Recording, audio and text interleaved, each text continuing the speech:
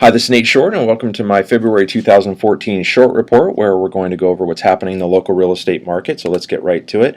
This is the heat map that I show at the beginning of every month. As you can see, it continues to be red, so we're well under the 3 months of supply, which puts us squarely into a seller's market. The inventory in Seattle is now at 1.2 month supply. We had 1.3 month supply last year, so it's gone down just a slight bit. Month-to-date closed sales, well, they're up 3%. Our median closed sale price, well, it's up 11% in Seattle from last year, but condos are up 34%. The inventory on the east side, well, it's now at 1.4 month supply. It was actually 1.4 month supply last year, so we've stayed about the same there. Month-to-date closed sales, well, they're down about 12%. Our median closed sale price on the east side is up 18%, which I think represents, if not the highest appreciation that we've had in the Seattle area in a year. It's one of the highest. I think in 2006 we had 16% appreciation. And then condos, well, they're up 17%, so very similar.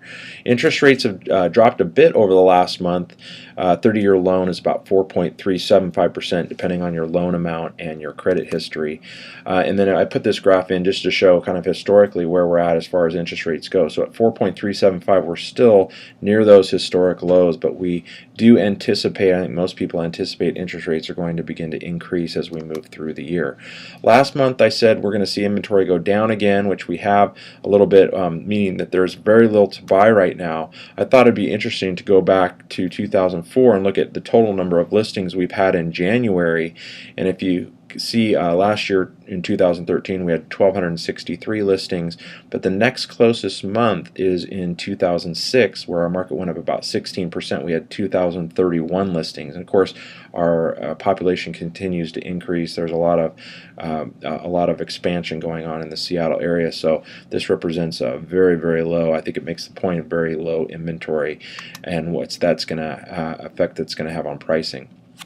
And to add to that case, I thought I'd do a little case study where I went and looked at what's available in West Bellevue to buy. I looked at the total number of listings or active listings, which is 59, and I wanted to see how many of those homes have been on the market for 0 to 30 days, 31 to 60 days, 61 to 90 days, and 91 days plus.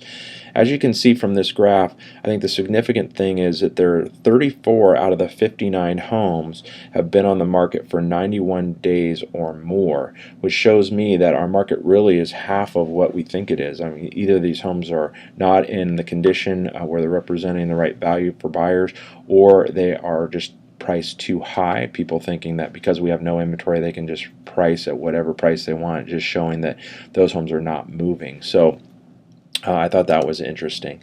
Also looking at affordability, our prices rose this past month. Affordability went down, is now nearing the 14-year average. As you've seen in past short reports, what I do is I take the active or the median closed sale price and I multiply that by the interest rate and then divide that by 12, and it comes up with a payment. Historically, over the last 14-15 years, that payment has averaged $2,349 per month.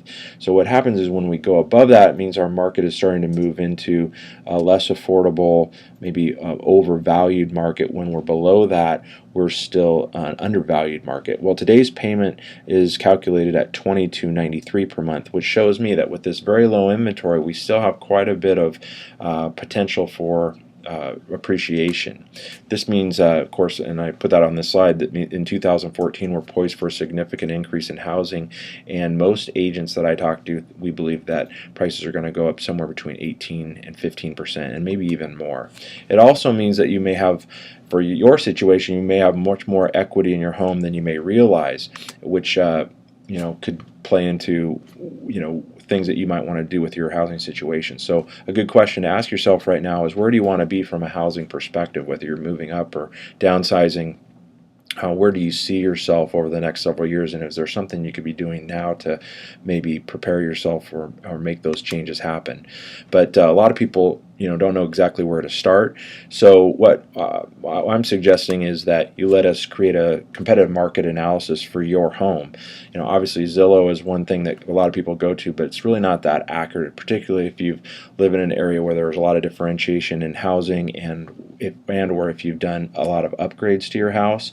So we can come into your home, we'll actually go through, look at your house, compare that to what's happening in the market, compare it to what's happening with these types of statistics, and use our experience to basically give you a very accurate home valuation. We create hundreds of these per year. I think last year I did over 110 per competitive market analysis for different clients and different companies that I work for and banks. So please, let us do that. As a subscriber to this short report, I'm happy to come in and do that analysis. Also, with a very competitive market, you need experience behind you to be successful. So what we're seeing is you may, on the one side, the selling is one thing, but the buying and finding the house that you really want to move into is going to be a real chore because of the increased competition in the market and the lack of inventory. So you really need somebody that's really on top of it and is monitoring that on a daily or really an hourly basis, and at the same time giving you really good advice on how to, if you do identify a home you want to go buy, how do you actually make that transition. That's something that we can do.